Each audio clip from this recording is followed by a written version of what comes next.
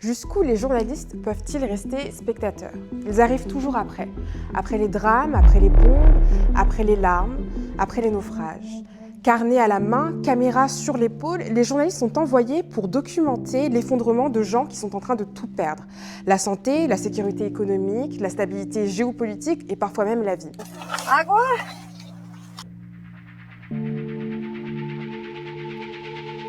On envoie les journalistes aux frontières, mais souvent du bon côté du monde, pour documenter la détresse de celles et ceux qui veulent rejoindre le rêve d'à côté. Mais à force de fixer l'horreur derrière l'objectif, ou encore d'entendre des témoignages de plus en plus bouleversants, comment ne pas tendre la main, comment ne pas agir?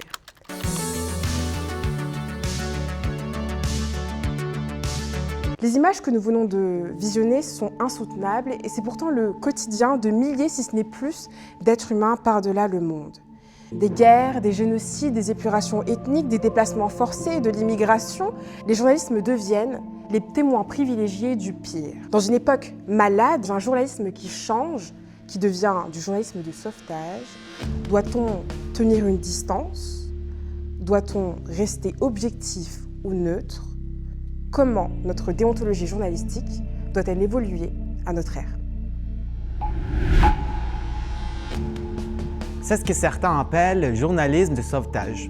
Une approche où le journaliste ne se contente plus qu'observer, mais qui devient un acteur du drame qu'il couvre. If you don't understand what you're seeing, if you don't understand the truth, and if you get trapped in the fake news paradigm, then you are an accomplice. And I refuse to be accomplice to genocide.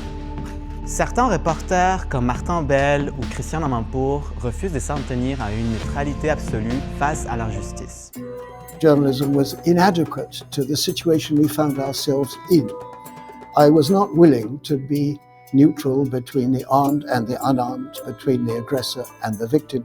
Ils revendiquent un journalisme qui ne se limite plus à informer, mais qui cherche à peser sur les cours des événements. À travers ce projet audiovisuel, nous allons explorer cette tension fondamentale entre le but d'informer et la tentation d'intervenir. Des journalistes, des experts et des témoins des crises humanitaires nous ont prêté leur confidence pour comprendre si le journalisme peut et doit être un acteur du changement. Informer ou intervenir, le journaliste doit-il être un témoin ou un sauveur? Une analyse journalistique de Juan Pablo Beltrán Peña et Oumou Diakité. Sarah Champagne, vous êtes journaliste au Devoir et spécialiste des questions migratoires. Vous explorez depuis des années maintenant les réalités des exilés, des demandeurs d'asile et des politiques migratoires restrictives. Peut-on encore parler d'objectivité lorsqu'on est en immersion avec ceux qui souffrent, notamment dans le journalisme de guerre? Je pense que notre rôle comme journaliste, c'est d'abord d'informer, c'est d'abord des témoins, de véhiculer de l'information et non pas de prendre part ou de prendre parti d'emblée. Ensuite, la situation que vous mentionnez, ce sont des situations de l'extrême. Est-ce que si quelqu'un est en train de mourir devant moi, peu importe son origine, est-ce que c'est un migrant, est-ce que c'est mon voisin, j'ai devoir de porter assistance comme tout citoyen. Ensuite, il y a d'autres situations, si on extrapole, où est-ce que je suis devant la mer et il y a 200 personnes en train de se noyer, est-ce que comme journaliste, d'abord, j'ai le pouvoir d'agir et est-ce que je devrais laisser mon métier, laisser ce que je suis en train de faire pour tenter de sauver ces gens-là? C'est dur pour moi parce que je me situe entre cette ligne-là aussi. Je pense que c'est une ligne qu'on a du mal. On ne veut pas franchir nécessairement parce qu'on veut rester des journalistes crédibles. On ne veut pas être vus comme des gens qui embrassent systématiquement une cause parce qu'on est là aussi pour aller chercher une diversité de points de vue, de sortir de nos propres idées reçues, de nos propres sentiers battus. Est-ce que ça vous heurte aujourd'hui qu'un journaliste se contente uniquement d'être informateur plutôt que d'être acteur? Est-ce que pour vous, il est important et nécessaire qu'il ait ces deux casquettes, acteur et informateur, ou est-ce qu'il doit juste rester informateur? Bueno, depende de cómo el periodista conciba su labor, porque si bien un periodista tiene que o debería tener una opinión transparente y no influenciada por sus propias creencias, es necesario que los periodistas tengan una labor activa frente a la realidad que quieren contar. Es necesario que más allá de que se cuente una historia, también sea capaz de transformarla enviando un mensaje porque, o sea, además de contar la historia, el hecho de que la cuente y cómo la cuenta también puede transformar la sociedad. Ancienne journaliste à Radio-Canada, ex-députée libérale et ancienne commissaire à la Commission de l'immigration et du statut de réfugié du Canada.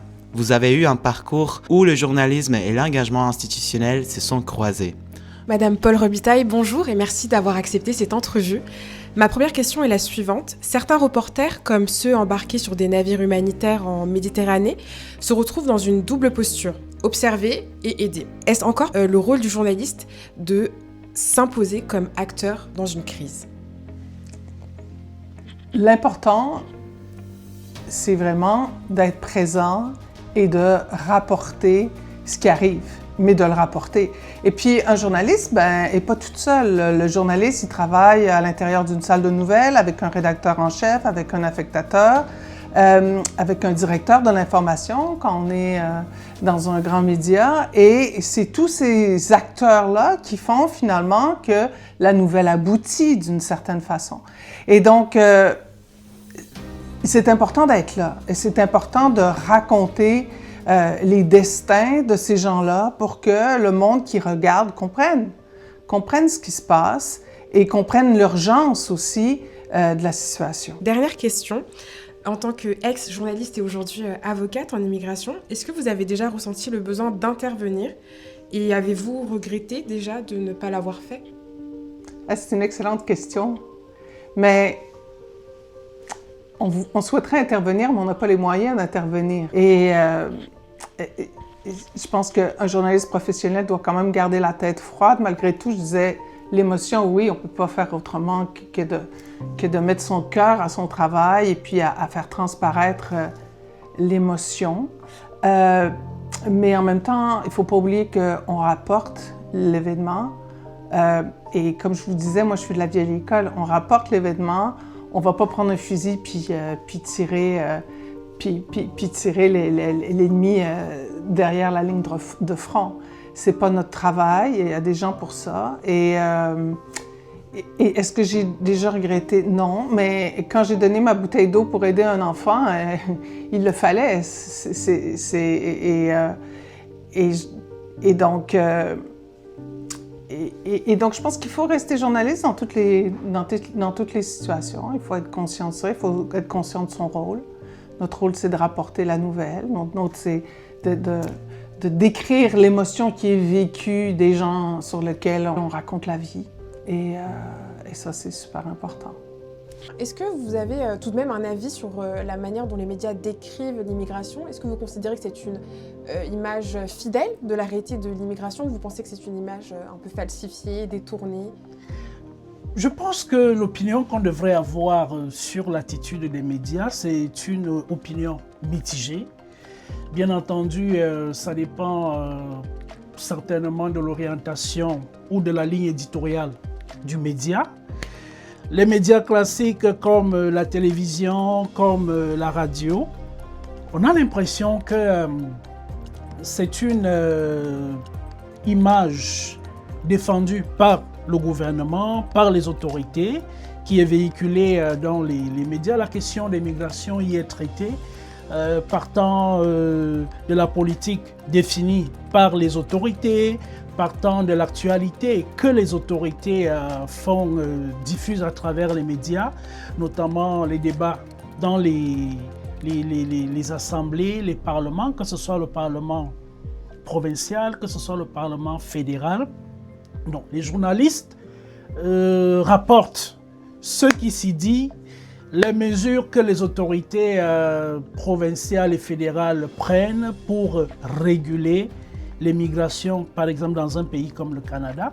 Donc je pense que, par contre, au niveau des médias sociaux, notamment Internet, Facebook, les avis sont totalement différents de ce que les médias classiques partagent. Et on a l'impression que les personnes concernées par les politiques migratoires sont opprimées. Elles ont l'impression d'être pourchassées, elles ont l'impression de subir, de vivre des injustices par rapport à toute l'actualité qui entoure la question des migrations. Donc c'est pour cela que je dis vraiment, c'est mitigé. Ça dépend de la ligne éditoriale du média, des journalistes, parce qu'un journaliste est fidèle à une ligne éditoriale. La ligne éditoriale de son média qui est également fidèle à une orientation politique qui peut être un média pro-gouvernemental ou un média contre-gouvernemental. Et quels sont les stéréotypes que les gens ont sur les immigrants? Par exemple, Par exemple, qu'il y a personnes latines qui viennent ici pour obtenir un mari y avoir des papiers. donc ça c'est les stéréotypes. Oui, c'est le stéréotype. Oui, c'est le stéréotype. Ok. Parce que si tu connais une personne de l'Inde ou de Corea, la gente no piensa eso de ellos. Les gens ne pensent pas. Oui, je pense que quand la gente connaît personas latinas, piensan en ilegalidad. Cuando ven a un asiático, alguien de la India, no se preguntan de, ¿cómo vino aquí? Okay. Como que asumen que es tercera generación o vino con papeles o algo. Pero cuando ven a un latino, se piensan en ese tipo de cosas. Ok. Donc si j'ai bien compris, quand ils pensent aux Coréens ou Asiatiques, ils disent, ils sont arrivés depuis déjà longtemps. Et quand ils pensent aux Latinos, ils se disent, mais comment ils ont fait pour arriver? Peut-être ils se sont mariés avec qui ou ils ont... Okay. Sí, porque a mí me han preguntado cosas así. Yo creo que a una mujer asiática, no sé, de Corea o así, con esos rasgos, no le van a preguntar eso. D'un côté, l'objectivité et l'indépendance restent des piliers essentiels de la profession et je dirais même que c'est fondamental. Comme a pu le rappeler d'ailleurs Michael Skudson dans La sociologie des nouvelles, où il retraçait l'émergence de ces principes avec la professionnalisation du journalisme. D'un autre côté, il y a eu aussi Bill Kovac et Tom Rezenstein dans Les éléments du journalisme qui, eux, insistaient plutôt sur la nécessité d'une méthode rigoureuse de vérification plutôt que d'une neutralité absolue qui paraissait plutôt difficile à atteindre.